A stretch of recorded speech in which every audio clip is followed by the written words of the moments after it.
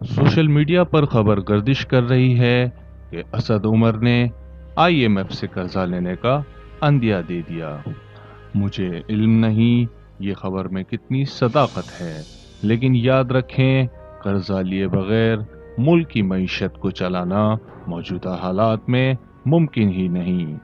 कोई भी हुकूमत आ जाए, कशकोल तोड़ेगी नहीं, बल्कि पहले से ज्यादा बड़ा कर देगी।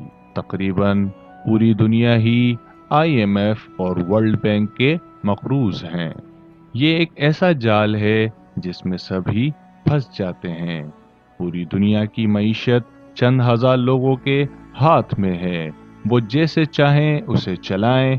तब्दीली की ख्वाहिश काबिल सताइश है, मगर इतनी जल्दी सुनहरे ख्वाब सजा लेना अहमकाना अमल है।